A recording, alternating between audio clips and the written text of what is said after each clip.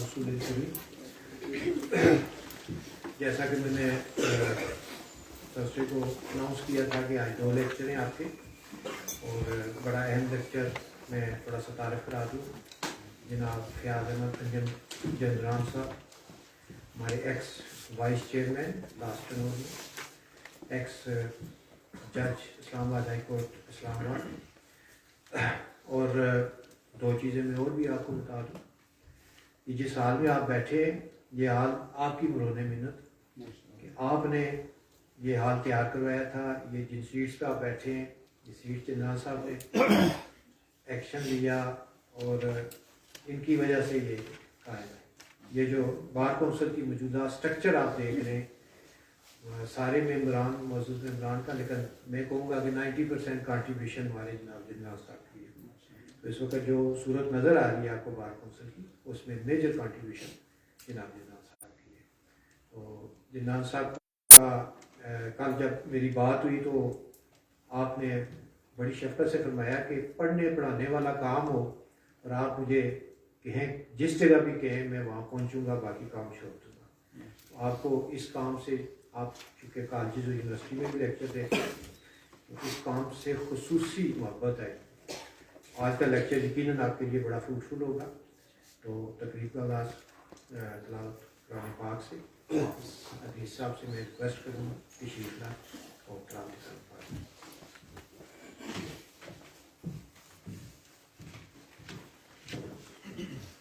أعوذ بالله من الشيطان الرجيم. بسم الله الرحمن الرحيم.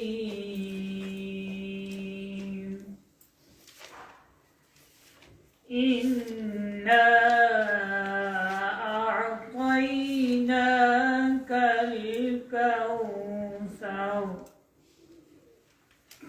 فصل لربك وانحر إن شانئك هو الأبتر.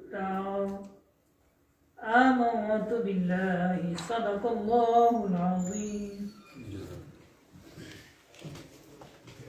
नातिब सूबे कबूल हिदायत से इंसाफ से गुजारिश करूँगा तशरीफ।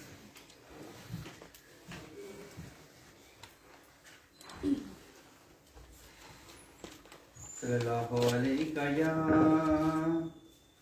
रसूल अल्लाह वसल्लम अलैका या हबीब अल्लाह।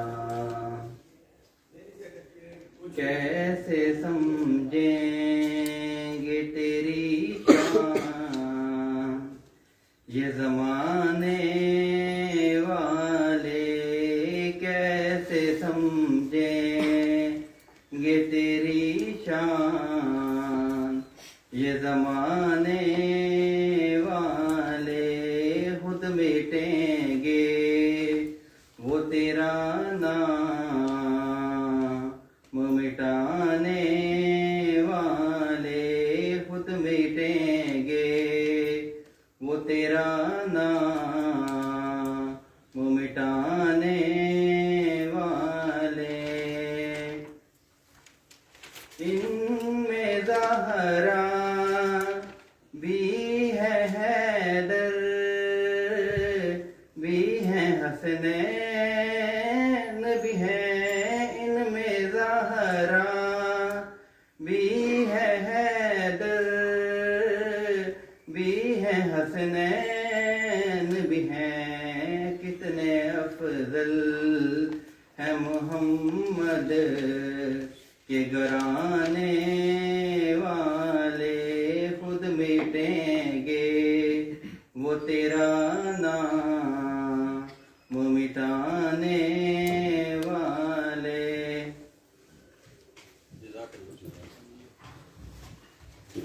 मैं मज़ीद कुछ वक्त ज़ाया किए बिना, चूँकि आपका दूसरा लेक्चर भी है जो हमारे मौजूदा vice chairman Islamabad bar council देंगे, मैं रिक्वेस्ट करूँगा जनाब फयाज अहमद अंजम जनरान साहब से तशरीफ लाएँ, अपने लेक्चर का आगाज़ करें।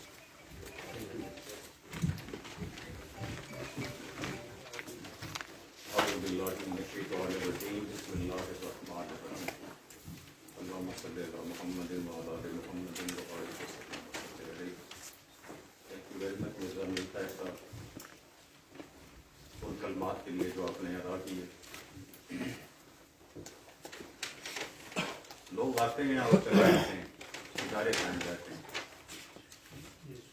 तो कोशिश सिर्फ इंसान की यही होनी चाहिए कि जो भी काम उससे मिलने लगे वो ईमानदारी और जानकारी से होगा। बाकी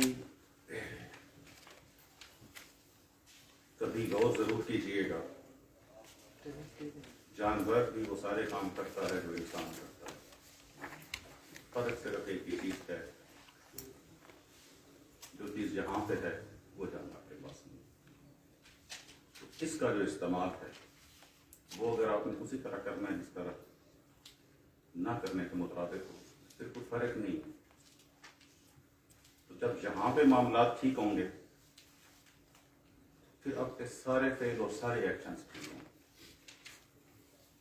कैरेक्टर की डेफिनेशन जो कानून शहादत ऑर्डर 1984 में दी गई है, आप सब ने यकीनन पढ़ी हुई है, पढ़ लिया ना, सब ने लॉ कर लिया तो पढ़ लिया होगी। तो कैरेक्टर की जो डेफिनेशन है वहां पे उसको हम थोड़ा रिपीट कर देते हैं आज के लेक्चर की इब्तिदा के लिए। Peculiar qualities impressed by nature in a person. Peculiar qualities impressed by nature in a person, comma, his mental disposition and reputation, guard his character.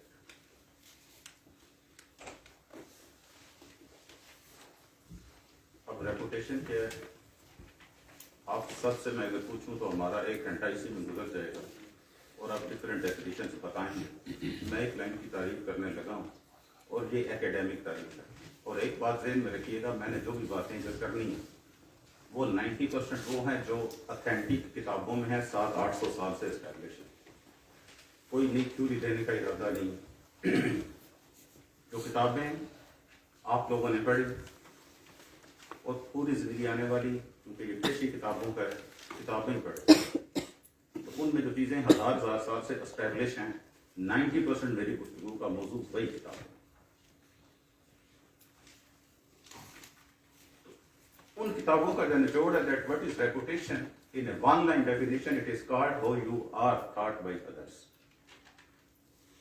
दूसरे आपके बारे में क्या ख्याल करते हैं, दैट इज योर रेपुटेशन। नबी करीम सल्लल्लाहु अलैहि वसल्लम ने फरमाया, जब किसी इंसान के बारे में राय कायम करने लगो, when you are thought by others, when जब किसी बारे में राय कायम करने लगो तो 3 चीजों का ध्यान रखना। हम आंखें बंद करके किसी को वली भी बना देते हैं और किसी को मुजरिम भी बना देते हैं। नंबर 1, उस शख्स के साथ आपने कोई मामला किया हो और फिर उसको कैसा पाया। आपने सारी जिंदगी वकालत करनी है, आपके पास क्लाइंट्स आने हैं, उनके इंटरेस्ट आपके पास अमानत होने हैं, आपने उनके साथ कैसे डील करना है वो आपके बारे में राय देंगे लोगों को कि ये किस तरह का वकील है, मैडम किस तरह की वकील है। कि जब कोई किसी के साथ मामला करो और उसको जैसा पाओ, number 1 and that is the number 2, उसके साथ सफर किया हो, एंड द लास्ट 1, उसके साथ खाना खाया हो। 3 चीजें अगर आपने किसी शख्स के बारे में कंपनी उसके साथ गुजारी हुई है तो फिर उसके बारे में राय दें। हमसे ना कोई पूछता है ना कोई बुलाता है, फलां कैसा है उसके बारे में राय, फलां कैसा है उसके बारे में भी राय, पता किसी चीज का नहीं होता। मैं अपनी बात कर रहा हूं। So that is character, how you are called और how you are discussed by others. Peculiar qualities impressed by nature in a person. कुदरत की तरफ से जो चीजें आपके ज़हन के अंदर वदीयत हैं,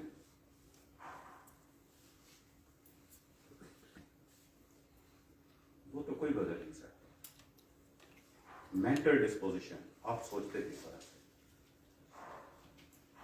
तो आपने जिस तरह से सोचा, आपके माइंडसेट में जो चीजें परवरिश पा रही हैं और लोग आपके बारे में जिस तरह से राय रखते हैं, ये है आपका कैरेक्टर कानून शहादत ऑर्डर 1984 के मुताबिक।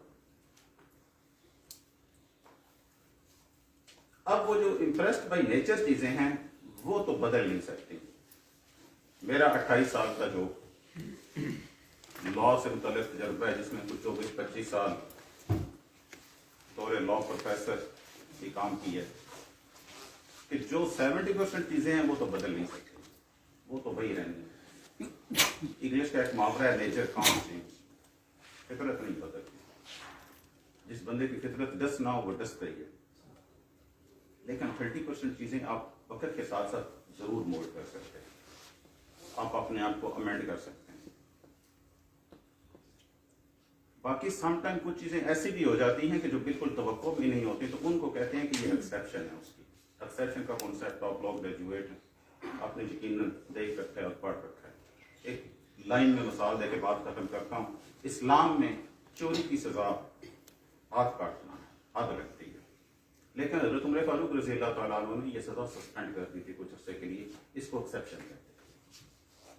एक्सेप्शन का एक लाइन का कॉन्सेप्ट है कि एक चीज जो चल रही है वो चलती रहे, लेकिन अगर कोई ऐसी सूरत हाल बन जाए कि उस पर अमल दरामद रोक दिया जाए तो उसको उसकी एक्सेप्शन कहते हैं। इंडियन एक मूवी है, रिमेंबर दिने दीवानगी, आप में से किसी ने देखी हो, अदालती है, देख लीजिएगा। मर्डर करते हैं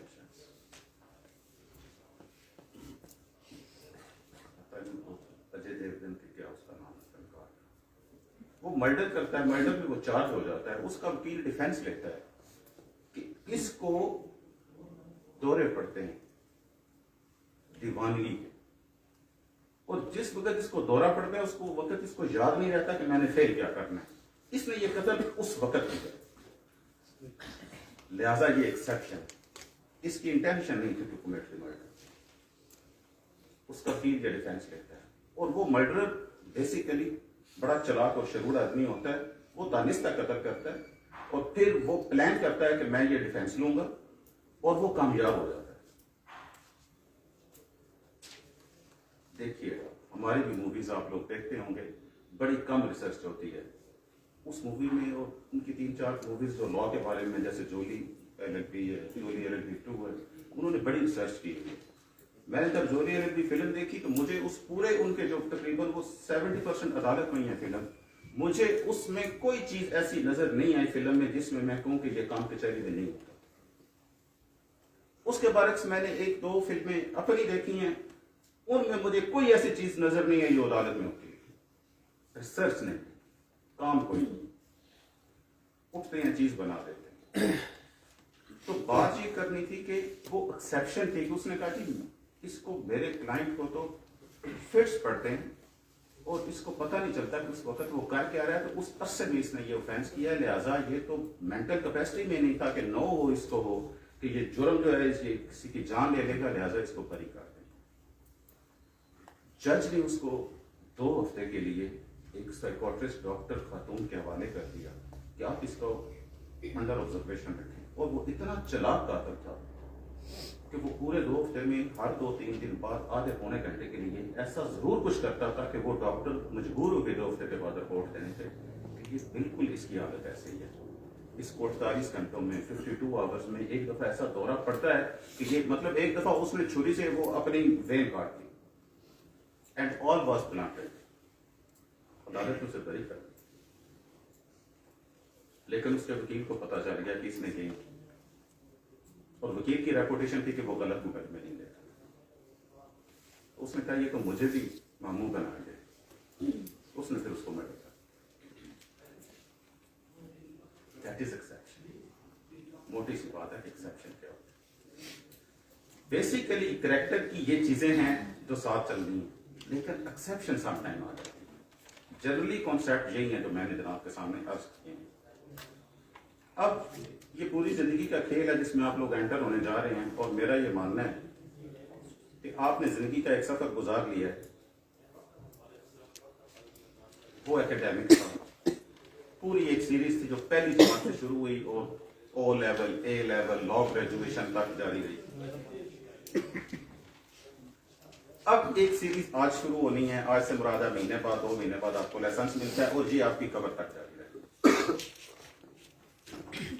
वो आपके बस में नहीं थी, क्योंकि आपकी उम्र 2 साल 4 साल 5 साल हुई, आपको दाखिल करा दिया गया, आपने तालीमी सिलसिला शुरू कर दिया। अब ये जो काम आज शुरू होने जा रहा है ना, ये अब आप जिसको हम कहते हैं ना कि मेजर और साउंड माइंड, आपका लैंप बालग हैं, समझदार हैं, खुद से आपने चूज किया है कि अब हमने वकील बनना है। और let me sure you and let me remind you and let me ask you and let me put it first to you कि all the way and all the time think think think, 100 दफा सोचें, फिर इस पेशे में करें। हादसाती तौर पर कभी भी वकील कामयाब नहीं होगा। सोचें, फिर सोचें, फिर सोचें। क्यों? पूरी जिंदगी की खेल है, एक दिन की बात नहीं है, कब्र तक ये चलना है काम आपके साथ साथ।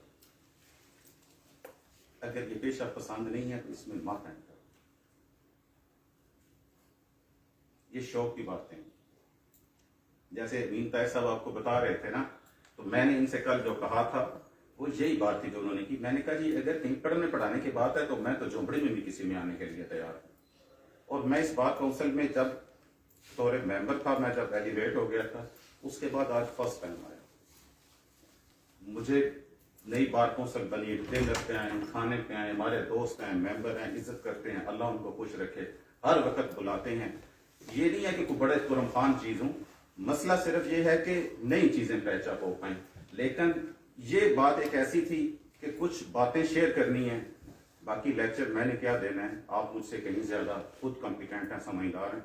तो मैंने कहा जी बिल्कुल आते हैं, जो बातें होंगी वो जरूर करेंगे। आपसे मैं सीखूंगा, मुझसे आपने क्या सीखना है।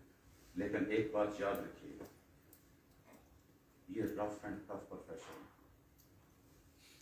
ये तमाशे वाला नहीं है। तमाशे वाला समझ के एंटर होंगे तो सारी जिंदगी को तमाशा बन जाएंगे। ये जो लोग कहते हैं वकील वकील गर्दी करते हैं, वकील झूठ बोलते हैं, आपने भी अगर उसी लाइन में लगना है तो गो है। लेकिन अगर आपके बारे में 7,000 की कचहरी में 4 वकील भी ये ना मिले जो कहें कि नहीं वो तो झूठ नहीं बोलता, नहीं उसने तो कभी अदालती एहलकारों के हाथ में इस तरह से करके पैसे नहीं दिए, फिर समझे आप ठीक है। और ऐसे लोग हैं। नेगेटिविटी का प्रोपेगेंडा बहुत होता है, अच्छाई की शोहरत बड़ी थोड़ी होती है, लेकिन होती है। इधर एक बंदा भी फायर सर्विस पे खड़ा होकर 2 गोलियां चला देगा, पूरे G11 में शोर मच जाएगा, फायरिंग देगा। लेकिन 10 बंदे किसी को रोड क्रॉस करा रहे होंगे तो कोई मशवरे नहीं होगी, क्योंकि उसमें खबरियत नहीं है। 10 वकील ईमानदारी से अपना काम कर रहे हैं, कोई मीडिया खबर नहीं चलाएगा, लेकिन एक वकील किसी को थप्पड़ मार देगा, खबर चल जाएगी। ये मीडिया का भी कसूर नहीं है। मैंने जर्नलिज्म पढ़ा हुआ थोड़ा बहुत, खबरियत का एक कॉन्सेप्ट होता है, जिस चीज में खबर हो वो चलती है। तो वो थप्पड़ मारना खबर है, कुत्ता इंसान को काटे ये खबर नहीं है, इंसान कुत्ते को काट ले ये खबर है। तो जिसमें खबरियत हो वही चीज चलती। इसलिए अर्ज करने का मकसद ये है कि सोचें, लॉ ग्रेजुएट हो गए हैं ना, डिग्री आ गई आपके पास, और मैं तो कहता हूं मेरे पास में तो मेरे को पाकिस्तान का हर बंदा लॉ ग्रेजुएट जरूर हो, एटलीस्ट उसे पता हो अच्छा क्या है बुरा क्या है, मेरे राइट्स क्या है, फंडामेंटल राइट्स क्या है। सो प्रोफेशन पे जाने का दिल नहीं है, बात इसको अडॉप्ट करें। क्यों? इसलिए लाइफ इज ग्रांटेड वंस, जिंदगी एक दफा मिलती है, और पूरी जिंदगी आप गुजार लें, 65 के हो जाए, 75 के हो जाए, 85 के हो जाए, 100 के हो जाए, और व्हेन यू आर ओल्ड, नज़म भी थी एक, हम जब पढ़ते थे बीए में, व्हेन यू आर ओल्ड, अपने बेड पे बैठे और कहें ओहो जिंदगी तो गुजर गई है, मगर दिल तो नहीं था ऐसे गुजार, बनना तो कुछ और चाहता था, गुजार ही करना तो ये चाहता था, कर ये दिया। ये जो लम्हा है ना, मेरी अंडरस्टैंडिंग ये है, ये कामयाब लोगों की जिंदगी में नहीं होना चाहिए। वही काम करें जिसके बारे में आपका पैशन है, आपका शौक है। मैं FSC में था जब मैंने कहा था मैंने वकील बनना है, तो मैं वकालत में चला गया। आपका दिल करता है जिस काम को, एवेन्यूज बहुत ज्यादा हैं, इतने एवेन्यूज हैं, इतनी मार्केटिंग है, इतने ट्यूशन है, इतने शोबे हैं लाइफ के, 12 दरी जिस तरह कहते हैं, 12 रास्ते, मैं कहता हूं 1200 रास्ते हैं। जिधर दिल करता है उधर जाएं। क्यों? When your passion would become your profession, you would excel. जब आपका शौक आपका पेशा होगा, आप टॉप पे पहुंचेंगे। लेकिन जब आपका पेशा आपका शौक नहीं होगा, फिर आप रास्ते में ठोकरे खाते रहेंगे पूरी जिंदगी। क्यों? आपका शौक नहीं, आप पे जबरदस्ती बन ठोंस दी गई है चीज। Life is granted once, opportunity knocks the door once. जिंदगी एक दफा दस्तक देती है, इसको प्यार से इस तरह से गुजारें जिस तरह से आपका दिल करता है उस्ताद बनने को, बन गए उस्ताद, पैगंबरों का पेशा है ना। आपका दिल करता है वकील बनना, बन जाए वकील। अब तो डॉक्टरी भी आसान हो गया, 60% नंबर हो आपको प्राइवेट कॉलेज में मेडिसिन दाखिला मिल जाता है, उधर चले जाएं, इंजीनियर बने, आर्किटेक्ट बने, IT में जाएं, और वकालत के अंदर इन इट्स कितने शोबे हैं। मैं आपको बताने लगा हूं, जिसका जिधर रुझान है उधर जाए। मेरा एक स्टूडेंट था बहुत, मेरे साथ एसोसिएट भी उसने काम किया, राजा इश्तियाक साहब, खुश रखे अल्लाह। 2 साल उन्हें मेरे साथ हुए, तो एक दिन मुझे कहते हैं जी मैंने जरा जल्दी छुट्टी करनी है। मैंने कहा राजा साहब किधर जाना? कहते हैं मैंने शहरी ऑफिस जाना है। मैंने कहा वहां पे क्या काम है? कहते हैं मैंने इंग्लैंड का वीजा करा। ठीक है जाए गए, और आधे घंटे बाद आ गए, कहते हैं सर ये मेरा पासपोर्ट है। मैंने देखा उनका वीजा लिखा, तो मैंने कहा राजा साहब बाहर जा रहे हैं? कहते हैं हाँ मैं LLM करने जा रहा हूँ। मैंने कहा आप क्यों LLM करने जा रहे हैं? आपका एक अच्छा देहाती बैकग्राउंड है, वालिद साहब की बड़ी तैयार है, वकालत से बड़ा विजन उस आदमी का। मैं आज तक 10 जगह पे ये मिसाल कोट कर चुका हूँ। वो कहते हैं सर मैं वकील नहीं बन सकता। सर कैसे? सर मुझसे 4 बंदों में बात नहीं। इतनी बड़ी बात है अपने आप को असेस करना। हमें डेफिशिएंसीज होती हैं, लेकिन हम उसको एक्सेप्ट नहीं करते। कहते सर मैं 4 बंदों में बात नहीं कर सकता, मैं अदालत में क्या बहस करूं? मैं तो कोई डिग्री ले लूं और उसके बाद किसी कॉलेज में मुझे मिल जाए कोई HOD इस तरह का काम। मैंने very good, go for it. England गए, LLM किया, पैसे भी कमाए। और अब पाकिस्तान में एक लॉ डिपार्टमेंट है, उसके वो HOD इंग्लिश 8-10 बेहतरीन काम कर रहे हैं।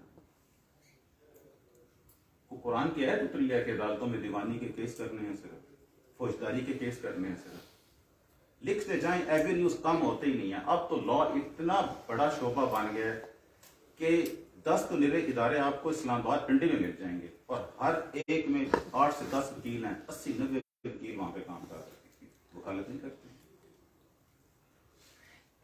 2.5-3 लाख से शुरू करते हैं, 5-6 लाख रुपया बड़े आराम से कमा लेते हैं। 2-4 घंटे की ड्यूटी है दिन,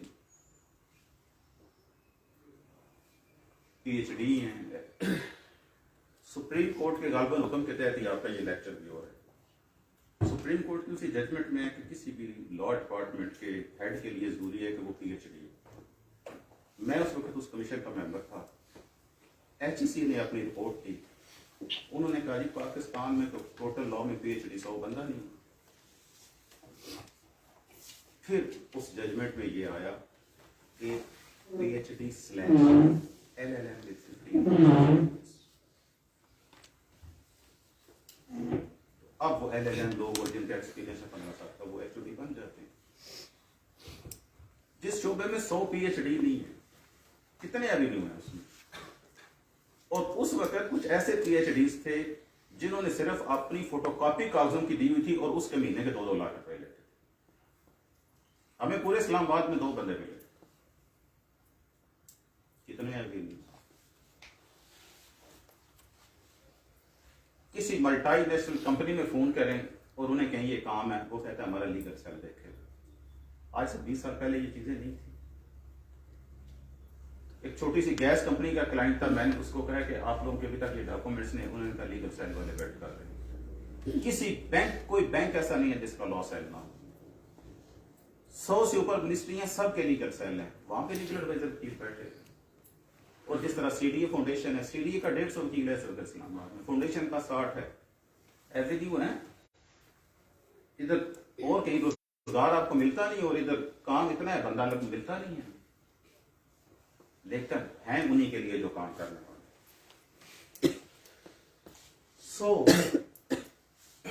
सोच समझ के एंटर हूं, अभी भी वक्त है, ये मुश्किल काम है लेकिन बहरहाल नामुमकिन नहीं। कैद आजम अपनी किताब में लिखते हैं कि 3 साल तक मेरे पास कोई मुकदमा नहीं।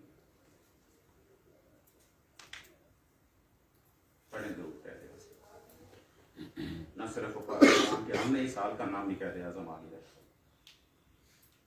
बहुत पढ़े लिखे थे, उनके वालिद उनके एजुकेशन के दौरान ही बैंक रफ्त हो गए थे, लेकिन फिर उस बंदे ने इतना एक्सेल किया वकालत में, वो पहला वकील था उस वक्त जो पाक पेशी के हिसाब से चार्ज करता है, और कायद ने इतना पैसा कमाया वकालत से, इतना पैसा कमाया, पाकिस्तान के सारे इस्लामिया कॉलेज कैद आजम की जाती प्रॉपर्टी वकालत से कमाया। जिना हाउस जो बंबई में आज भी है, वो कैद आजम ने उस वक्त उसकी, जब पाकिस्तान बना तो कंस्ट्रक्शन कॉस्ट 5 लाख रुपए आई, वो यूरोपियन आर्किटेक्ट का बना हुआ। इंडिया ने कहा था कि आप इसको बेच दें क्योंकि ये आ रहा है इंडिया में, तो ये इधर ही रह जाएगा। उन्होंने कहा ये बेचने के लिए बनाया नहीं, इसमें मेरी ख्वाहिश है किसी भी यूरोपीय मुल्क की एम्बेसी आप कायम कर दीजिएगा, क्योंकि इसका आर्किटेक्ट यूरोपियन तर्ज स्टाइल है। उन्होंने आज तक नहीं वो बन गए, और अभी भी वो हुकूमत के पास है, कोई और बिल्डिंग नहीं है उसमें। शारा फैसल कराची में जो कॉर्नर पे घर है जिधर फातिमा जनाब अपनी वफात तक रहती रही हैं, देखिएगा कभी उसको, कितना बड़ा घर है, अरबों रुपए का होगा, इस वक्त म्यूजियम बनाया हुआ है हुकूमत ने, साथी प्रॉपर्टी। उनकी बेटी दीना ने जब उनकी मर्जी के खिलाफ शादी की ख्वाहिश का इजहार किया तो उन्होंने कहा बड़े सगीर के हजारों नौजवान तुमसे शादी की ख्वाहिश मांगे, किसी एक को चूज कर लो, लेकिन उसने कहा नहीं पापा, मैंने तो उधर ही शादी की। उन्होंने कहा मुसलमान नहीं, शी सेड आपने भी तो जबरदस्ती से शादी की थी मेरी मदर से। वो उन्होंने कहा नो माय चाइल्ड, वो मुसलमान हुई थी फिर मैंने शादी की। बहरहाल वो नहीं मानी उनकी बेटी। उस वक्त कैद आजम, वकील की बात कर रहा हूँ, वकील बनना है तो ये लोग हैं, इनको फॉलो करें, इनको पढ़ें। उस वक्त कैद आजम ने उनसे कहा था कि आज के दिन मेरी जो जायदाद है उसमें तुम्हारा हिस्सा 2 लाख रुपया शरीयत के मुताबिक। उसको दिया और उससे कहा आज के बाद मेरे सामने। उस वक्त 2 लाख रुपए शेयर दिया अपनी बेटी को। पाकिस्तान बन गया, वो आई पाकिस्तान, गवर्नर जनरल थे कैद आजम। बातें किधर से किधर निकल जाती हैं, लेकिन मेरा एक मसला है, मैं हिस्ट्री का स्टूडेंट भी हूँ और पंजाब यूनिवर्सिटी ने डिग्री भी दी हुई है मास्टर की, तो इसलिए चीजें समटाइम थोड़ी सी, लेकिन रहेंगे हम अपने कैनवस के अंदर ही इंशाल्लाह।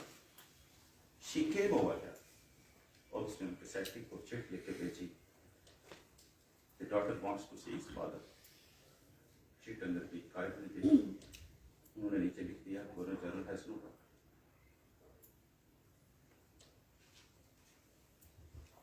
चिट वापस उसने पढ़ी, पता था सेक्रेटरी को अपनी बेटी का।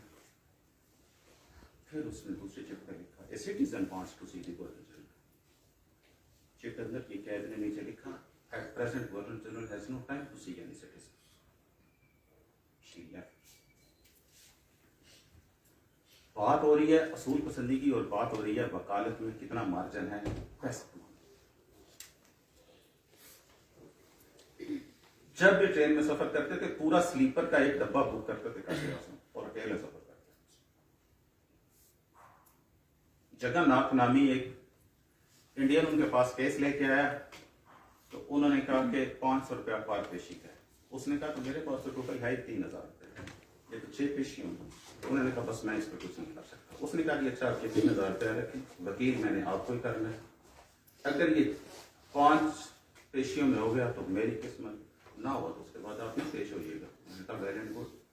3 पेशियां हुई तो केस उसके हाथ में हो गया, तो कैद आजम ने उसका 1500 रुपया उसको वापस की। उसने कहा कि नहीं ये आप ये रकम करना, this is against my ethics, वापस की। आपको मिलेंगे ऐसे कचहरी में वकील जो क्लाइंटों की जेबों से भी पैसे निकाल लेते हैं, लेकिन आपने ऐसा नहीं करना। नसीब का रिजल्ट जाता नहीं है। आपने सेक्टर में सीनियर ज्वाइन कर लिए होंगे, कुछ करेंगे। मैंने जो 26 साल लॉ पढ़ाया लॉ कॉलेज में, उसके में मेरे पास एक सब्जेक्ट पार्ट 3 में होता था एविडेंस एंड लीगल एथिक्स। तो लीगल एथिक्स में मैं स्टूडेंट से ये अर्ज करता था, एलईडी खरीदने जाते हैं, फ्रिज खरीदने जाते हैं, गाड़ी खरीदने जाते हैं, मोबाइल खरीदने जाते हैं, कितनी रिसर्च करते हैं? करते हैं। जब सीनियर ज्वाइन करते हैं तो क्यों नहीं रिसर्च करते? मेरा सवाल है आप लोगों से, क्यों नहीं इस तरह से मेहनत करते? जिंदगी भर जिस शख्स का नाम आपके नाम के साथ चलना है, कब्र तक आप पहचाने जाएंगे कि ये उसका शागिर्द है। आंखें बंद करके किसी के बताए हुए रास्ते पे चलते हैं, और फिर एक वक्त आता है कि आप कहते हैं, उस्ताद कहता है शराब पिए बगैर तो केस हो नहीं सकता। उस्ताद कहता है झूठ के बगैर कौन सी वकालत होती है। तो फिर आप मोल्ड हो जाएंगे, क्योंकि आप उस कंपनी में सारा दिन वक्त गुजारते हैं। खवातीन वकाला थानों में बैठी होती है। मैंने कहा मैडम क्या कर रही है? कहती है सर हमारे उस्ताद कहते हैं जाना पड़ता है। मैडम मैं तो 2.5 साल में एक दफा मर्द होके नहीं है। क्यों? सीनियर इस तरह। अब तो तकरीबन डिम हो गई है मेलोडी की फूड स्ट्रीट। जब वो रूज पे होती थी, हम रात को फैमिली के साथ कई दफा खाना खाने गए, मैं कई दफा वकीलों को देखता था पुलिस वालों के साथ बैठे हुए। वकील का क्या काम? बहुत बड़ी चीज है, बहुत बड़े हाई पेडिस्टल पे हैं, अपने आप को पहचानना है।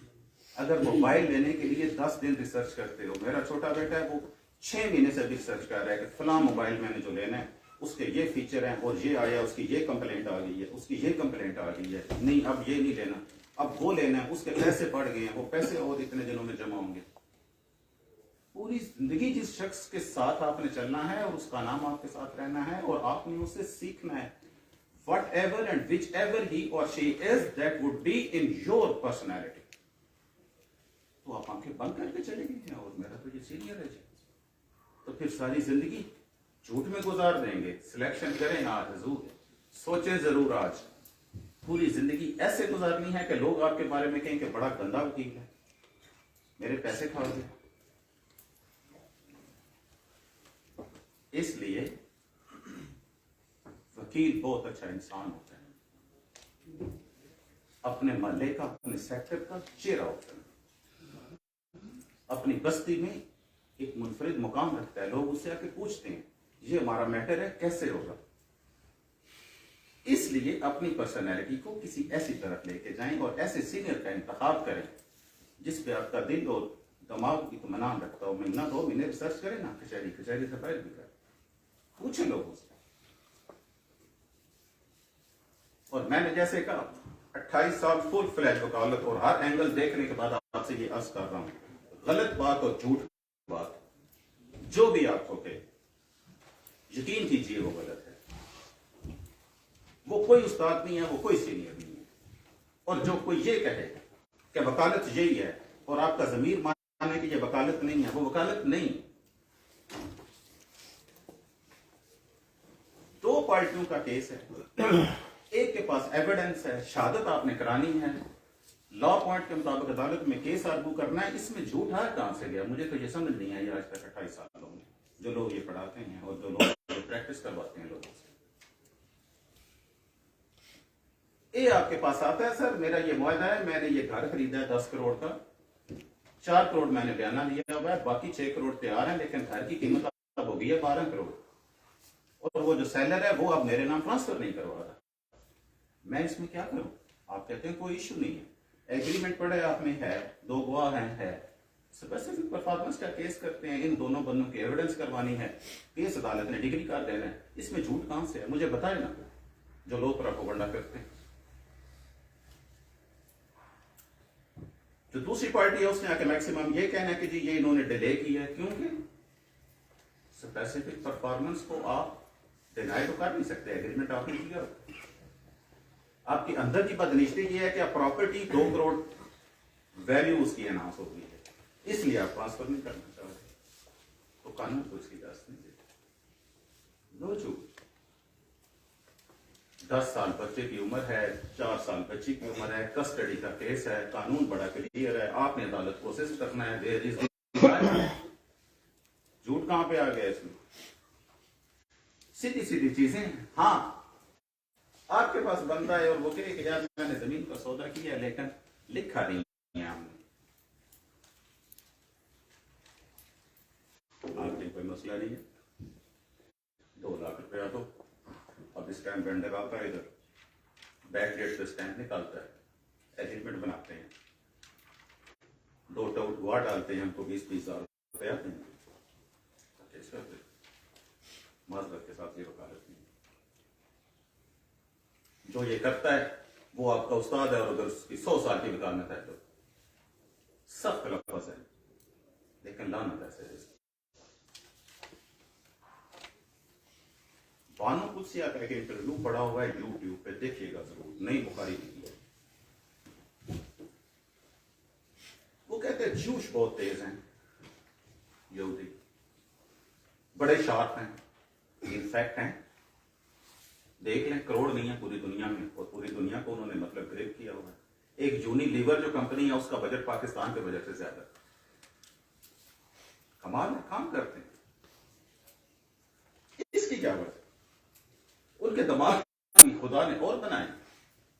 जवाब बड़ा मजेदार है और सुनने वाला। बानो कुछ क्या कहती है? यस, उनके दिमाग में और होने चाहिए। नहीं भाई साहब कहते हैं मैं आपका क्या कह रही हैं? खुदा तो सबको एक कैसा बना, कोई हमसे डंडी मार दी अल्लाह मैंने ना, उसने कहती ऐसा नहीं है। उन्होंने साल साल मन्नो सलवा खाया। मन्नो सलवा क्या होता है? आप में से जिनको पता है हाथ खड़ा कर लें, बताए कोई। Very good. आसमान से जो ग़िज़ा रब उतारे, आसमान से जो खाने का सामान, जो खाने की चीजें खुदा उतारे और लोग खाएं, दैट इज कॉल्ड मन्नो सलवा। साल व साल उतरा है हज़रत मूसा। बानो कहती हैं, मोहतरमा बानो कुसिया कहती हैं कि वो साल हर साल उन्होंने खाया है, तो नहीं जो ग़िज़ा रब उतारे उसमें कोई मिलावट हो सकती है, उसमें कोई पलीदी हो सकती है, उसमें कोई इम्प्योरिटी हो सकती है? नहीं। उन्होंने कहा जिस कौम ने साल हर साल को पाक साफ सुथरी ग़िज़ा खाई हुई है, उनके दिमाग की कैपेसिटी और हमारे दिमाग की कैपेसिटी में यकीनन फर्क है। और एंड पॉइंट ये था कि अगर हमने भी अपने दिमाग ठीक करने हैं तो हमें पाक ग़िज़ा है। और पाक ग़िज़ा क्या है जी? मेरे दानिश में रिज़्क़ हलाल पाक ग़िज़ा। लिख लें ये बात मेरी, कभी आपको शायद 70 साल की उम्र में याद आए, कभी अभी याद आए, कभी 10 साल बाद याद आए, कभी 50 साल की उम्र में बिस्तर पे होंगे तो आपको याद आएगी। लिख लें, आज गारंटी से कह रहा हूं, जिस भी शख्स ने अपने आप को और अपनी औलाद को रिज़्क़ हलाल खिलाया है, उसके नतीजे हमेशा अच्छे हैं। अगर आपने क्लाइंट से फीस इसलिए ली है कि मैंने जज साहब को 10 लाख रुपया देना है, यह रिज़्क़ हलाल नहीं। अगर आपने क्लाइंट से पैसे इसलिए लिए हैं, नैब कोर्ट को 200 रुपया देना है, रीडर को 1000 रुपया देना है, एलमत को 600 रुपया देना है, स्टैनो को 1500 रुपया देना है, तसल्ली रखें, आप आराम को मारें। लिख लें ये बातें। और ये उस शख्स की बातें हैं जिसको 28 साल में और कोई काम नहीं किया, 24 घंटों में 18 घंटे हमने सिर्फ यही काम किया। मुझे छोड़ दें, लेकिन मैं आपको कचहरी में ऐसे बंदे पॉइंट आउट कर सकता हूं जिन्होंने 30-30 साल गुजार दिए और उन्होंने 1 रुपया कभी नहीं किसी को दिया। तो लिहाजा वो लोग सच बोलते हैं जो कहते हैं हलाल रिज़्क़ खाना चाहिए, और जो कहते हैं ये ही वकालत है, वो 100% झूठ बोलते हैं। बड़े से बड़े वकील से हम मनाज़िर कर चुके हैं और सब ने अल्हम्दुलिल्लाह कहा है कि नहीं, आप दुरुस्त ही कहते हैं, हलाल रिज़्क़।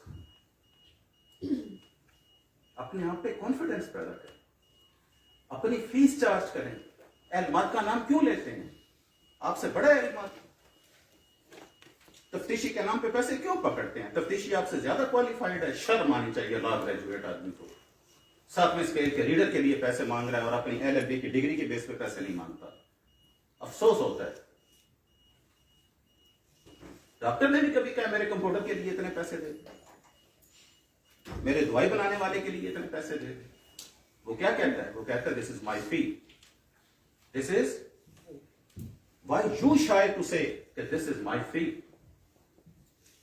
आप क्यों इस चीज से घबराते हैं? ये आपको इसका मतलब है अपने काम पे भूल नहीं, आप वकील नहीं है, आपने वकालत नहीं पढ़ी, आपने किताबें नहीं पढ़ी हुई, इसलिए आप एलमत के नाम पे पैसे मांग रहे हैं। उस सातवें स्केल के क्लर्क पे आपको भरोसा है कि इसने डेट जो डाली है ना वो बड़ा बलका इसमें रखता है। साथ शर्म से चूक गया। वकील साहब को देखा तफ्तीशी के पीछे 4 बजे भाग रहे थे, चेंबर के पीछे पीछे 5000 का नोट पकड़ के ले लो ले लो ले लो। खुदा है खौफ करो, किधर लेके जा रहे हो प्रोफेशन को। सो अपने आप में कॉन्फिडेंस पैदा करें, स्किल पैदा करें और उसके लिए फिर क्लाइंट से चार्ज करें। किसी और के नाम पे रिस्क लिया हुआ आपका नहीं है। मैं 2010 में एनरोल हुआ था सुप्रीम कोर्ट में, 12 साल हो गए। सुप्रीम कोर्ट में जब वकील एनरोल होता है तो वहां पे 2 वकील करने पड़ते हैं, एक एडवोकेट ऑन रिकॉर्ड और एक मेन एडवोकेट आपका जो बहस करता है। एडवोकेट ऑन रिकॉर्ड का कॉन्सेप्ट बेसिकली सोलिसिटर और बैरिस्टर का जो इंग्लैंड में, वहां पे सोलिसिटर जो काम करता है, हमारे यहाँ वही काम एडवोकेट ऑन रिकॉर्ड का। फीस तय हो रही है क्लाइंट से, 1 लाख पे एडवोकेट ऑन रिकॉर्ड है, 10 लाख में एडवोकेट ऑन रिकॉर्ड में दिए कितने हैं? 10,000। समझी सोची समझी रहे हैं वो 90,000 पे आपका आराम है। और अगर आप कई बात यूं कर लें कि जब मेरी फीस 11 लाख और इसमें एडवोकेट ऑन रिकॉर्ड की फीस भी शामिल है, मिसलेनियस चार्जेस भी शामिल है, पेपर बुक्स के पैसे भी शामिल हैं, तो सारा रिस्क आपका अलाउड है। आप एडवोकेट ऑन रिकॉर्ड को 20,000 में 1 लाख रुपए आदि की फीस आपको यूं। मेरा कहना सिर्फ ये है कि आपको अपने आप पे क्यों एतमाद नहीं है। आप एडवोकेट ऑन रिकॉर्ड के नाम पे क्यों लाख रुपया मांग रहे हैं? जब आपने 2 लाख मांगा तो लाख दे देना उसको। सो अपने आप में कितना कॉन्फिडेंस होना चाहिए इंसान में कि वो कहे कि मेरी ये स्किल है और उसके मैंने ये पैसे आपसे चार्ज किए। कभी भी ठेका ना मारें क्लाइंट के साथ। ठेका इन सेंस कि जी आपका काम करवा के दूंगा। ये जो कभी कभी वाकया सुनते हैं ना, वकील साहब ने जैसे आपको थप्पड़ मार दिया, जूता उठा मारा, वो ये इशू होता है कि आप दफ्तर में कमिटमेंट करके आए होते हैं क्लाइंट के साथ कि तेरा मैं स्टे लेके आऊंगा, फिर मेरी फीस जो है वो इतनी तूने मुझे देनी है। जज साहब स्टे दे नहीं। अब आपके जहन में एक स्टोरी चल रही है कि इसने स्टे नहीं दिया तो मेरी तो फीस नहीं। मशरूत कर दिया आपने, जबकि जो लिखी पड़ी बात है वो ये है कि आपने क्लाइंट को ये कहना है कि आपका ये केस है, मेरी समझ के मुताबिक इस पे कानून ये है, फैसला जैसा नहीं करना। मैं अपनी इस्लाहत के मुताबिक उन्हें लॉ के मुताबिक असिस्ट करूंगा। उस असिस्ट करने के मेरी इतनी फीस है। That is the game is over. ना आपका कहीं झूठ है, ना आपकी कहीं गलत बयानी है, और आपकी फीस भी लाल की और आपका काम भी ठीक है। और जब आप इस तरह की वकालत करेंगे, इस्लामाबाद तो इतना सा शहर है ना टोटल, पर इमाम से शुरू होता है और तरनौल पे खत्म हो जाता है। 2-4 साल में आपकी सारी रेपुटेशन ट्रैवल कर जाती है। और ये 50-60 जज हैं टोटल जिनके पास आपने पेश होना है। वो सारे जज एक दूसरे को कहते हैं वकील साहब सच। सिविल जज साहब रिटायर होके आगे कहते हैं जी आपके एक वकील थे पिंडी में, जॉर्ज साहब। मैंने कहा जी थे। कहते हैं मुझे आज तक उनकी बात याद है। उन्होंने मेरे पास केस आर्गू किया, मैंने शाम को उनको चेंबर बुलाया, तो मैंने कहा जी मुझे कोई आपका केस समझ नहीं है ऐसे, जरा मुझे वजाहत से बताएं। उन्होंने कहा जी अब आपने चेंबर बुला लिया है, राय मांगी है, तो सच्ची बात यह है कि मेरा कोई केस नहीं। I have a very big case.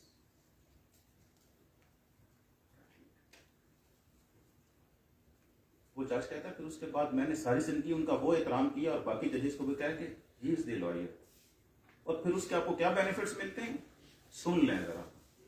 Stay आपके रिजेक्ट नहीं होते क्योंकि जज को पता है ये झूठा केस नहीं लेके आएगा, पेलें आपकी रिजेक्ट नहीं होती, जज कमीशन आपको देते हैं, जज एडवोकेटर आपको अपॉइंट करते हैं। This is what I started with the reputation और you are think by others. कहता है इसको दे दो, ये ईमानदारी से काम करेगा। जब आप कोर्ट में जाएंगे आपको सीनियर्स ने बताया होगा मोटी मोटी बातें, हमारा टाइम हो रहा है। अगर आप प्लेंटिफ के वकील हैं तो जज साहब के राइट साइड पे खड़े हो, जज साहब को मद्देनजर रखना है। जज साहब बैठे हैं फर्ज कर लें, मिर्जा अमीन साहब आप इधर से केस करने आए हैं, आप प्लेंटिफ के वकील हैं, आप इनके राइट साइड, डिफेंडेंट के वकील हैं लेफ्ट साइड। सेशन कोर्ट तक यही प्रोसीजर है। हाई कोर्ट में जाते हैं तो टोटल इसका रिवर्स हो जाता है। जब आप खड़े होते हैं, आपका केस कॉल होता है, तो आप पटिशनर हैं, रिट में मुमन पटिशनर होते हैं और ऐसे में आप एपीलांट होते हैं, तो आप अपने दाएं तरफ खड़े हो जाएंगे, अपना हिसाब लगाएंगे। डिस्ट्रिक्ट कोर्ट सिविल कोर्ट में जज साहब के हिसाब से और हाई कोर्ट सुप्रीम कोर्ट में अपने हिसाब से। पटिशनर, प्लेंटिफ, एपीलांट आप अपने दाएं तरफ खड़े हो जाएंगे, और अगर आप डिफेंडेंट, रिस्पोंडेंट अपने खड़े हो जाएंगे।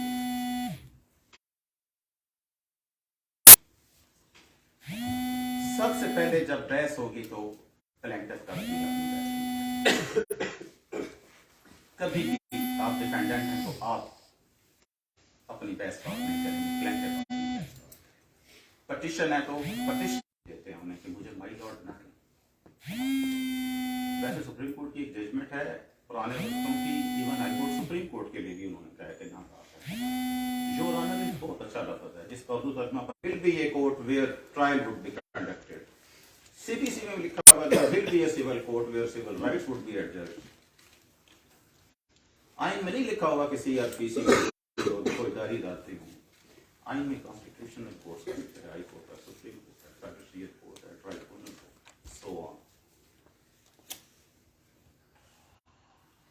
कभी भी आपको किसी केस में अदालत में खड़ा होना पड़ गया, वकालतनामा देना है आपने, किसी वकील ने रिक्वेस्ट कर दिया फोन पे कि मेरी हाजिरी लगवा दीजिएगा जरा, मैं 12 बजे आऊंगा या कल की तारीख ले लेंगे, कभी भी खाली आप खड़े नहीं होना उस टाइम पे, कभी भी खाली, हमेशा फाइल के साथ। किसी कुली की टेबल पे फाइल पड़ी है वही उठा लें। ये डिसरिस्पेक्ट होती है जज की कि आप खाली हाथ क्यों खड़े होगे। वकील कभी भी खाली हाथ खड़ा नहीं होता, कोई फाइल पकड़ लें आप। लेकिन अच्छी बात तो यही है 90% कि जो केस है उसी की फाइल आपके। अब देखिए कितना बुरा लगता है, केस कॉल हुआ है, आपके एक हाथ में मोबाइल है, दूसरे हाथ में गाड़ी की चाबी पकड़ी हुई है, और जज साहब सामने एडिशनल डिस्ट्रिक्ट जज साहब आए, बड़ी बाइज्जत, बड़ी रिस्पेक्टेबल है, उनके सामने ऐसी एक वकील साहब ऑपरेशन, एक हाथ में मोबाइल है, एक हाथ में गाड़ी की चाबी नहीं, कभी भी हत्या करनी है। वकील उन्होंने कोई वो लिया तो चलें बना लिया, लेकिन कोई अदा भी सीख। मुझे ना आपके मोबाइल से गरज है ना आपकी गाड़ी की चाबी से गरज है। आपके पास अपने केस की फाइल नहीं है, नीचे पीछे टेबल पे 10 वकील बैठे हैं, उनसे रिक्वेस्ट करके किसी की फाइल पकड़ फाइल के साथ पेश होना चाहिए। कभी भी खाली आप अदालत तारीख लेने के लिए वकील बड़ा बुरा लगता है, खाली हाथ तक पड़ा होता है अदालत में। मेरे साथ खुद एक दफा हुआ तो बड़ी शर्मिंदगी होती है जब जज कोर्ट में आके बैठता है, उसका मोबाइल उसके पास नहीं होता, फिर आपका मोबाइल अगर अदालत में बचे तो कैसा लगता है। कॉन्स्टिट्यूशनल कोर्ट के जज हैं, 199 के तहत और 184(3) के तहत जमीन पे जो चाहे कर दें, वो भी अगर अपना मोबाइल साथ नहीं रखते तो वकील साहब का मोबाइल टाँटा कर कितनी बुरी बात। तो लिहाजा आपके पास उनके चेंबर नहीं होता अदालत में, उनके पास चेंबर होता है, वो तो रख के आ साइलेंट पे तसल्ली, ये जो 2-3 काम है ना, ये बड़े जरूरी हैं, खुसूसन नए लोगों के साथ ये मामला पेश आ जाते हैं। ये जिस तरह मोबाइल घर से लेना नहीं भूलते ना, इसी तरह अदालत में जाके उसको ऑफ करना मत भूलें।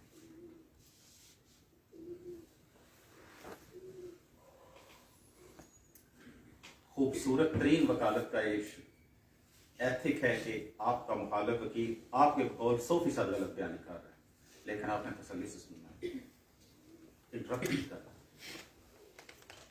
मेरे अगर 100 दोस्त हैं तो उनमें से 50 वो हैं जो मेरे साथ मुखालिफ वकील थे और मेरे दोस्त हैं। बिहेवियर आपका इस तरह से होना चाहिए कि वो आपका बेहतरीन दोस्त बन जाए जो आपका अपोजिंग काउंटर है। इंटरप्ट नहीं करना, बिल्कुल तसल्ली से उसकी बात सुनेंगे, अपने पॉइंट आपने नोट करते जाना है, अपनी टर्म में फिर आपने अपनी चीजों के जवाब दे देने हैं।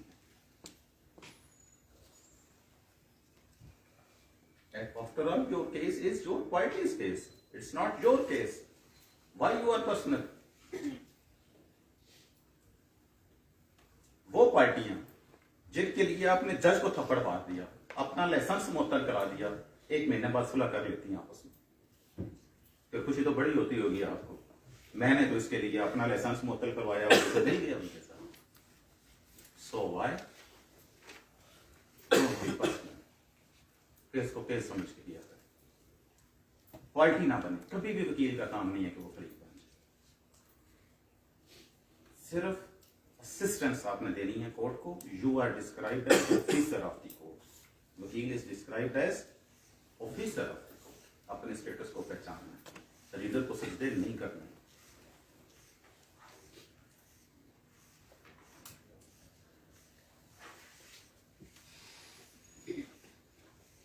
मैं जब सुप्रीम कोर्ट का वकील बना था तो उस वक्त मरहूमा आसमा जहांगीर प्रेसिडेंट थी सुप्रीम कोर्ट बात। उन्होंने अनपेड इस्लामाबाद के 13 लोग इनरोल हुए थे, उनको लंच दिया, बारबेक्यू नाइट होटल है दिल्ली एरिया में, वहां पे फखरुद्दीन जी इब्राहिम मरहूम को वो साथ ले आए कि ये नए लोग इनरोल हुए हैं, तो आप इन्हें कुछ जिस तरह से मैं आपसे बातें कर रहा हूँ, आप इन्हें कोई लेक्चर दे।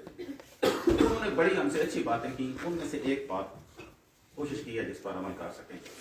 उन्होंने कहा भाई देखो, ये फखरुद्दीन जी इब्राहिम बोलते इस तरह से, बहुत बड़ा नाम है, जियाउल्लाह के दौर में किसी का हलफ नहीं लिया था, बहुत बड़े वकील थे, गवर्नर रहे हैं, इलेक्शन कमिश्नर रहे हैं, लंबी दास्तान है कोर्ट की। तो उन्होंने कहा कि देखो भाई, आप सुप्रीम कोर्ट में पहुंच के हम भी फीसें लेते हैं, लेकिन जरा थिंग्स शुड बी रीजनेबल। मैं सुनता हूँ उस वक्त 2010 की बात, उन्होंने कहा सुप्रीम कोर्ट साहब ने 5 करोड़ फीस ले ली। What is this? Fakhruddin ji Ibrahim, what is this? This is nonsense. तरीके से जायज बात। मैं जब बार काउंसिल में था, मेरे पास एक कंप्लेंट आई एक शख्स की, उसने कहा जी वकील साहब ने, मैं थोड़ा सा यहाँ पे चीज़ों को चेंज कर रहा हूँ दानिस्ता, फैक्ट सारे सही हैं, करैक्टर चेंज कर रहा हूँ।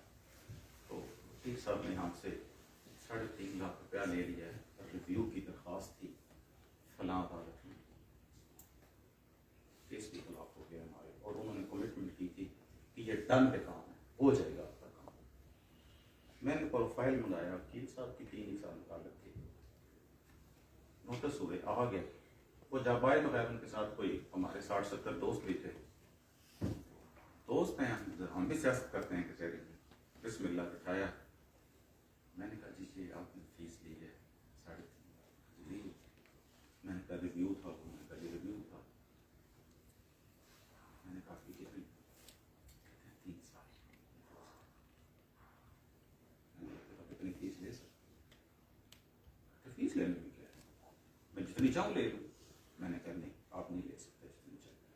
कैसे? हमारे से अगर चाइल्ड कोर्ट बार के सेक्रेटरी भी थे, उनके सिफारिश वो भी साथ ही थे। मैंने कहा निकालें जरा legal practitioner and bar council act और रूल्स। हमें तो नहीं पता। मैंने कहा तो पता लगाते हैं आज, लिखा हुआ है कानून में लिखा हुआ है फीस का क्राइटेरिया। नंबर 1, आपकी स्टैंडिंग कितनी,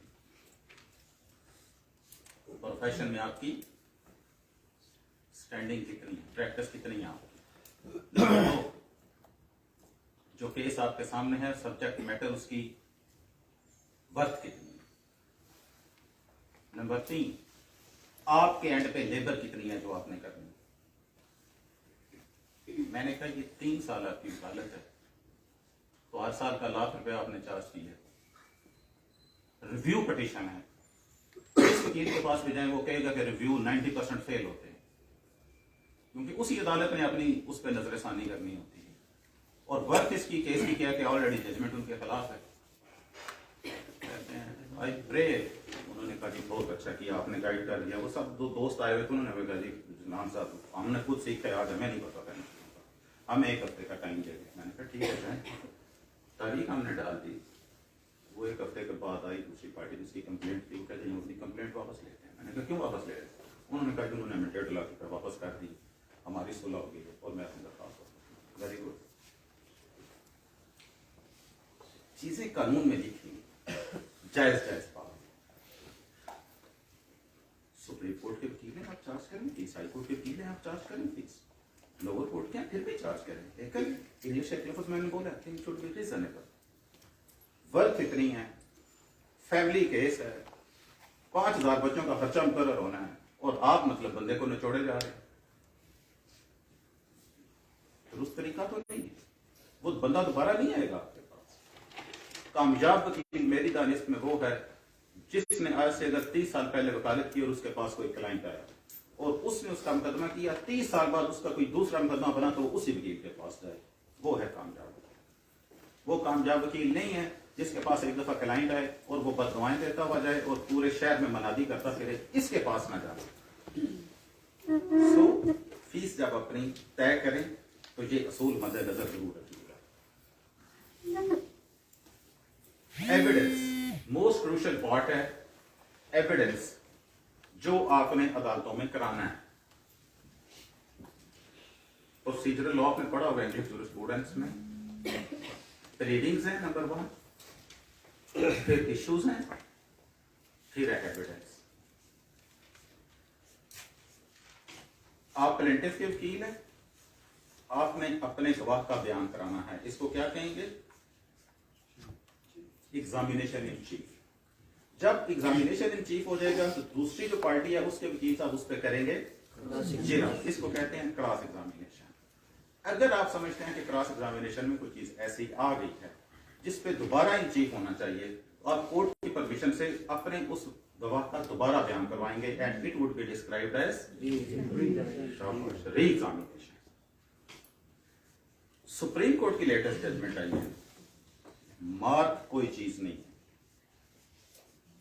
जब आप एविडेंस करवाते हैं तो आप जो अदालत को दस्तावेजात देते हैं that is called as exhibits. जो डॉक्यूमेंट्स ओरिजिनल नहीं होते या certificate to be true copies नहीं होती, फोटो कॉपियां होती हैं, वो अदालतें वकीलों की खुशनुदी के लिए रख लेती हैं फाइल के ऊपर, उनके ऊपर लफ्ज लगाती हैं मार्क ABC। सुप्रीम कोर्ट की लेटेस्ट जजमेंट आई है, उन्होंने कहा मार्क कोई चीज नहीं। मार्क डॉक्यूमेंट वही है जो एग्जिबिट हो। एग्जिबिट क्या होता है? Original document. और कोई ऐसा ओरिजिनल डॉक्यूमेंट जो आप कोर्ट को देना नहीं चाहते तो फिर अदालत उसको देखती है और उसकी फोटोकॉपी को एग्जिबिट कर लेती है और नीचे लिखते हैं जज साहब ओरिजिनल सीन एंड रिटर्न। जब भी शहादत कराएं, पूरी जिंदगी आपने आप शहादतें करानी है अल्लाह के फजल से, जितने भी डॉक्यूमेंट्स हैं क्लाइंट के बयान में एग्जिबिट करवा। 30% लोगों के केसों का बेड़ा गर्क वकीलों से हो जाता है सिर्फ इसलिए डॉक्यूमेंट्स एग्जिबिट नहीं करवाते और फिर दस्तावेजी शहादत के लिए अपने बयान में वो कोशिश करते हैं तो जज कहता है आपके बयान में मैं उस शख्स का डॉक्यूमेंट कैसे एग्जिबिट कर लूं? और सुप्रीम कोर्ट ने अब इस पॉइंट ऑफ व्यू को इंडोर्स कर दिया।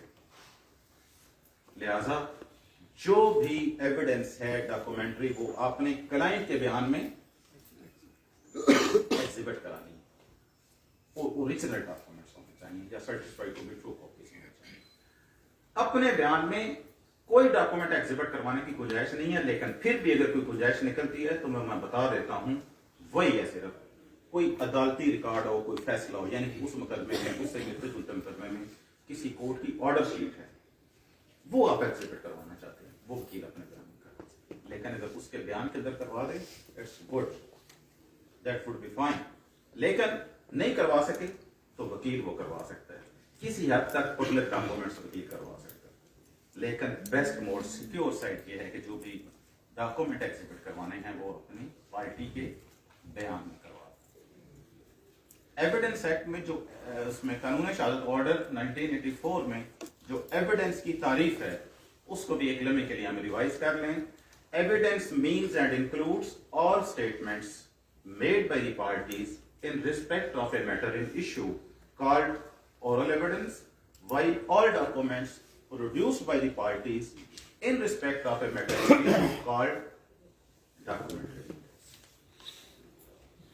वो सारी की सारी जुबानी बातें जो आपने करनी हैं वो ओरल एविडेंस कहलाएंगी, और वो सारी की सारे दस्तावेजात जो आपने कोर्ट को दी हैं वो आपकी डॉक्यूमेंट्री एविडेंस कहलाएंगी। और कोर्ट परमिट्स और court directs to present some document।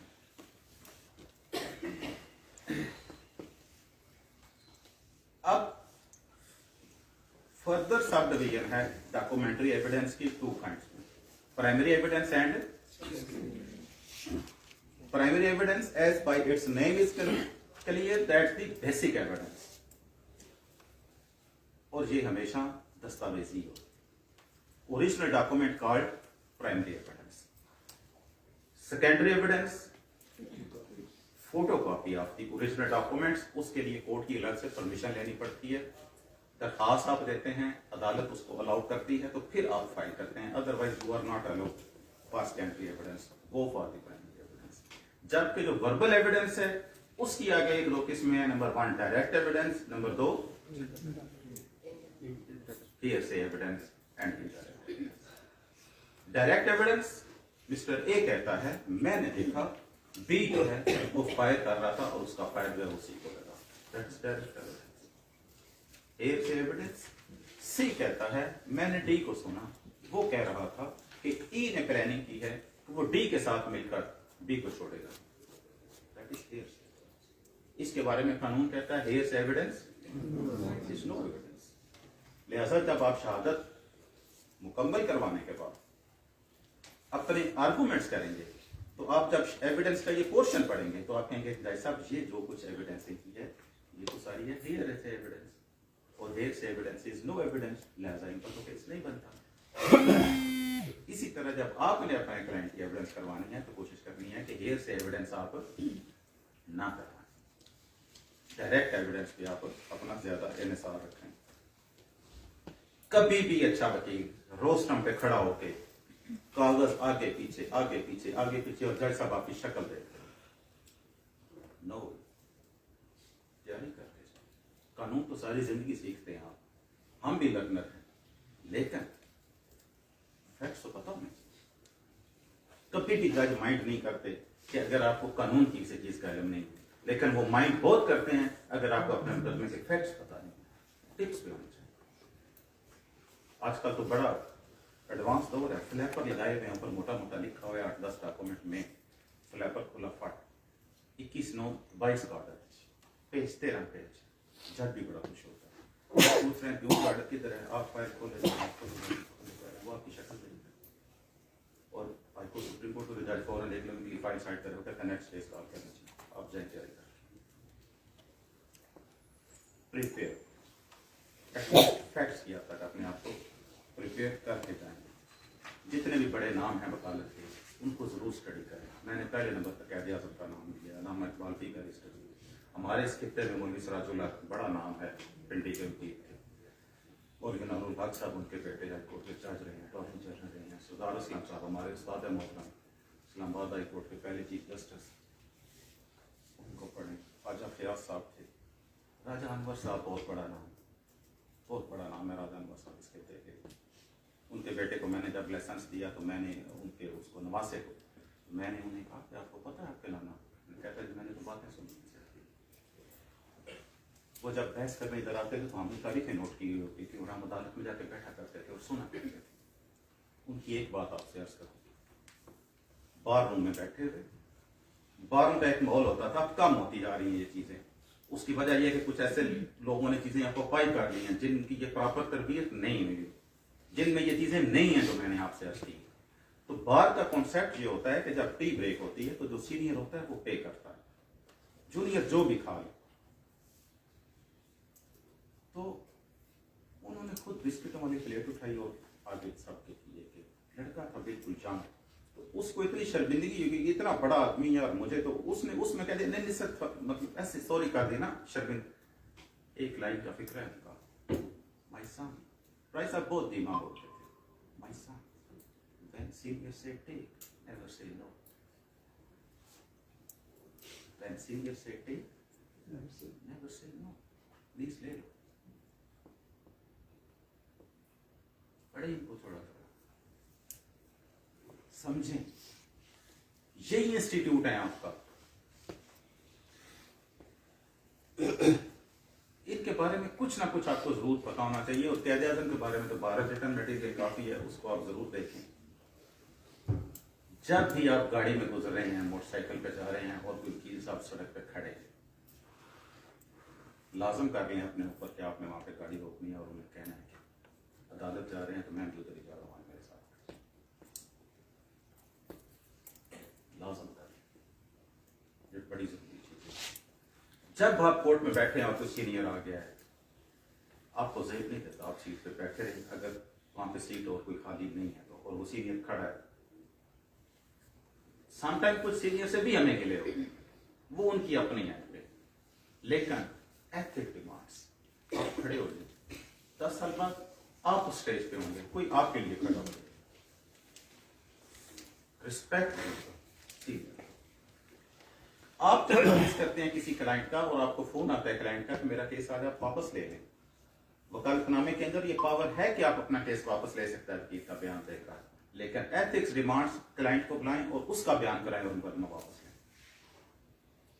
Repeat कर रहा हूं अपनी बात, वकील मुकदमा वापस ले सकता है, ये पावर वकालतनामे के अंदर उसको लिखी हुई होती है, लेकिन बेस्ट मोड ये है, एथिक्स ये डिमांड करते हैं कि जब वो कह रहा है कि मेरा मुकदमा वापस लें तो उसको बुलाएं और उसका अपना बयान करवाएं। वो कहे कि जी मैं अपना मुकदमा वापस लेता हूं, आप लीगली खुद से बहुत बेहतर सिक्योर हो जाएंगे। हमारे पास बार काउंसिल में ऐसे केस आए हैं, लोगों ने दरखास्तें दी हैं, मैंने वकील साहब को नहीं कहा था मुकदमा वापस लें, लेकिन उन्होंने वापस लिया और मेरे राइट्स जो है वो खराब कर दिए। सो कंक्लूडिंग द कन्वर्सेशन, सारी जिंदगी सीखने वाली चीज है, आप सीखते रहेंगे, लेकिन जो कुछ आपके सामने अर्ज किया, इनमें से अगर कोई चीजें अच्छी लगें तो अमल करने की कोशिश ही इंसान ने करनी होती है। तो अगर कुछ भी आप कर सकें तो, और कुछ गारंटी आपको नहीं है, लेकिन एक जरूर अर्ज करता हूँ कि सेटिस्फाइड जरूर रहेंगे, इत्मीनान जरूर रहेगा। मैंने एक दोस्त को एक दफा कहा कि मेरी आंख ही नहीं खुलती, मुझे कहता है लोग जैसे गोलियां खाते हैं फिर भी उनकी आंख लगती नहीं, तुम कहते हो आंख खुलती नहीं। तो सुकून बड़ा है इन चीजों में, जिसके लिए तकरीबन आज हर बंदा ही मुतलाशी है कि कहीं से सुकून मिल जाए, लेकिन साफ सुथरा काम करेंगे, सच बोलेंगे, हलाल खाएंगे, एथिक्स जो कानून में लिखे हुए हैं, किताब में लिखे हुए हैं, legal practitioner bar council act 1973 को जरूर पढ़े, उसके तहत जो रूल बने हुए उनको जरूर पढ़े। बड़ा अमन है और बड़ा सुकून है। सॉरी मैं आपसे कुछ सवाल ले नहीं सका, अपनी बात ही लंबी कर गया, और आखिर में यूनिफॉर्म के लिए माजरत, क्योंकि मेरा छुट्टी का दिन है, इसलिए मैंने यूनिफॉर्म नहीं करना। Thank you very much.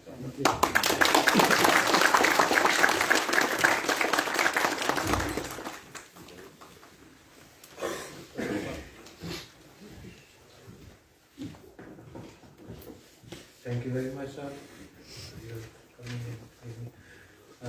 Second lecture immediately हम शुरू करें क्योंकि टाइम का इशू है। तो हमारे present vice chairman Shahbad bar council Syed Qamar Hussain Shah Sabzwari sahab तशरीफ ला रहे, आप लोग यहीं बैठेंगे, आगे थोड़ा सा वेट कीजिए ताकि लोग तशरीफ लाएं। मैं कुछ 2 मिनट के लिए ब्रेक चाहूँगा सर को साथ।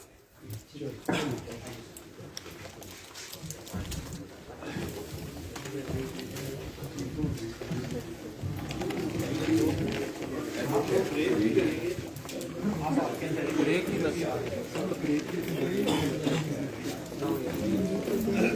आता हूँ भाई।